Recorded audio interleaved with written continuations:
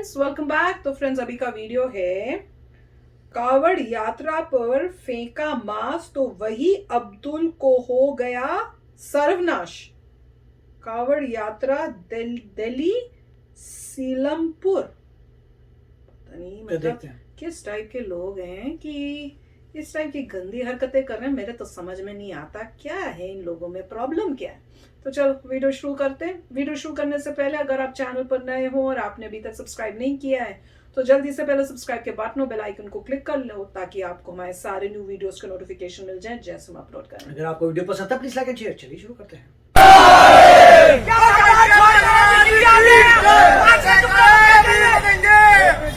हम क्या घर को छोड़कर इसलिए आते हैं कि जो हम मांस के टुकड़े को लेके जाए, हम लेके आने तो जल हम जान निकल जाए हमारी चाय।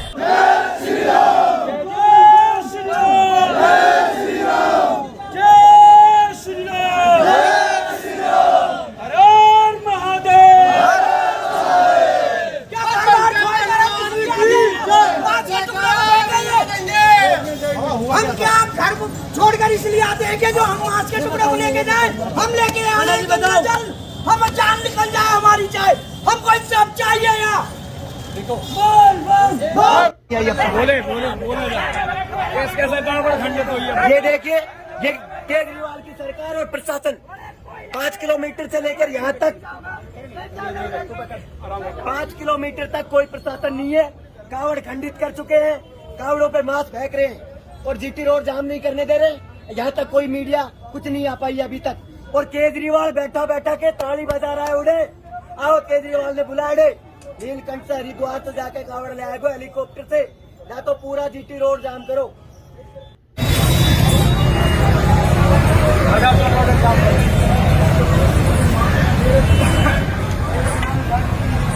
तो देश का चलो मोदी और योगी थे, नहीं सब साले चोर हैं। मोदी और योगी से देश बच रहा है।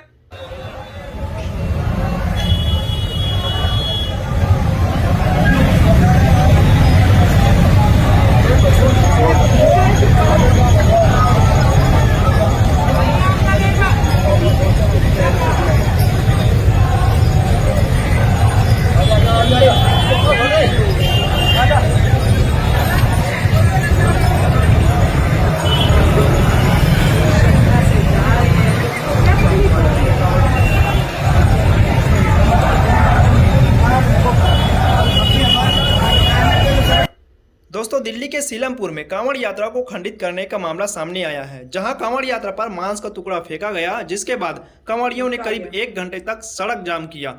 उसके बाद आरोपियों के खिलाफ कार्रवाई की मांग करते हुए रहे। हरिद्वार से गंगा जल लेकर राजस्थान के अलवर स्थित स्थानीय शिव मंदिर से निकले कांवड़ियों के दल को उस समय परेशानी का सामना करना पड़ा जब दिल्ली के सीलमपुर इलाके से गुजरते हुए पुल के नीचे कांवड़ पर किसी ने मांस का टुकड़ा फेंक दिया। पैदल यात्रा कर रहे 7 दिनों से कांवड़ियों ने दिल्ली पहुंचे इन कांवड़ियों की बाकी राज्यों की तरह फूलों से स्वागत की बात कौन कहे।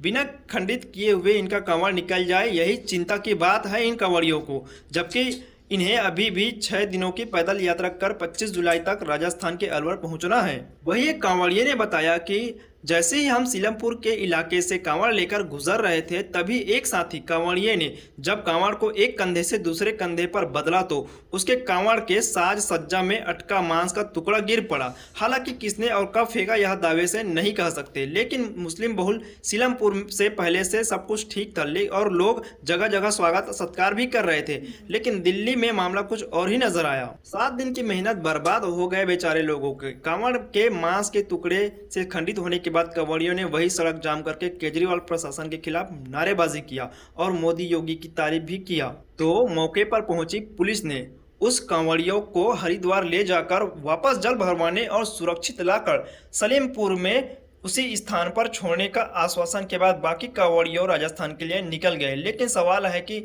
एक भी त्यौहार बिना किसी उपद्रव के मुस्लिम बहुल इलाके में शांति से नहीं गुजर सकते, अब चाहे वो विसर्जन यात्रा हो या कोई शोभा यात्रा या फिर कांवड़ यात्रा। दोस्तों, ये हाल है दिल्ली के हो चाहे कहीं भी जहां मुस्लिम बहुल इलाके हैं, वहां हिंदुओं के किसी भी त्यौहार सुरक्षित और शांतिपूर्ण ढंग से गुजर ही नहीं सकते। इस पर दोस्तों आपकी क्या राय है, कमेंट करके जरूर बताएं। वीडियो शेयर और चैनल सब्सक्राइब जरूर करना। बहुत ही दुख हो रहा है, गुस्सा भी आ रहा है कि कैसे कैसे लोग हैं जिनको इतनी तमीज ही नहीं कि कोई अपनी श्रद्धा से कहीं भगवान जी का अपने वो कर रहा है और तुम इतनी गंदी हरकत कर रहे हो। और वो ये मतलब हरकत कर रहे हो वो भी मतलब डरपोक बनकर। हाँ, जो करना सामने आके करो। हाँ, तो छुपके क्यों कैसे किया? हिम्मत थी तो सामने आके करते, फिर पता चलता चुपके से कुछ फेंक रहे हैं। हाँ, जैसे कह रहे हैं मीट फेंक रहे हैं, फेंक दिया, उनको पता भी नहीं चला कब फेंका। वो तो जब एक कंधे से दूसरे कंधे में कर रहे थे तो वो गिरा होगा, तब उनको रियलाइज हुआ होगा।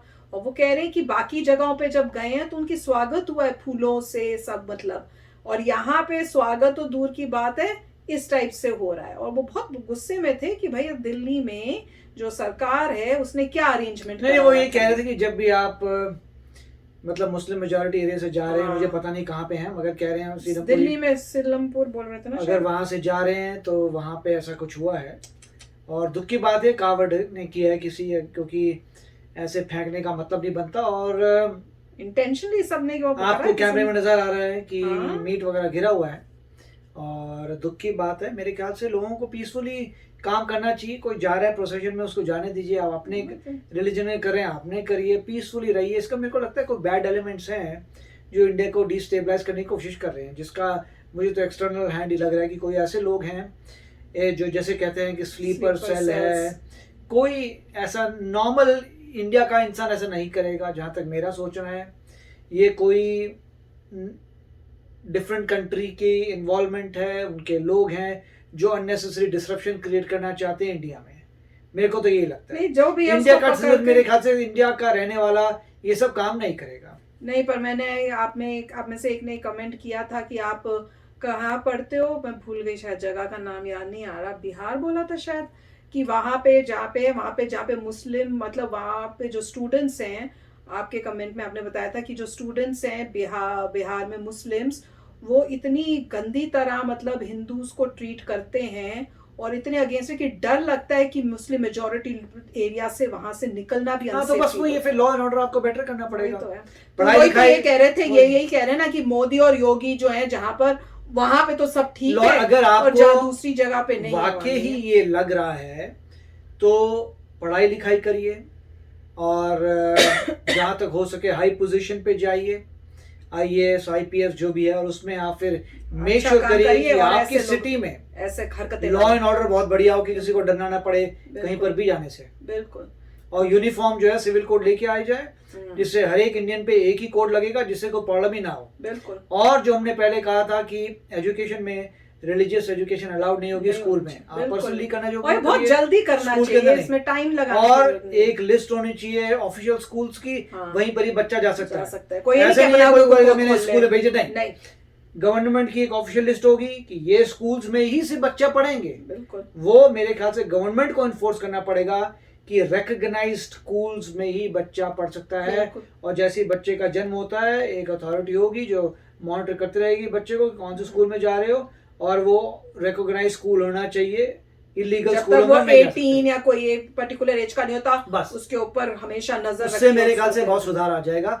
और अगर लोगों को मतलब बाकी चेंज चाहिए तो ये करना पड़ेगा, और स्ट्रिक्ट एक्शंस लिए जाए जो इस टाइप की हरकतें करते हैं। ऐसी स्ट्रिक्ट एक्शन हो कि सोचते हुए भी वो कहाँ पे। तो चलो फ्रेंड्स, चलते हैं, मिलेंगे नेक्स्ट वीडियो में बहुत ही जल्द। Till then take care and bye bye.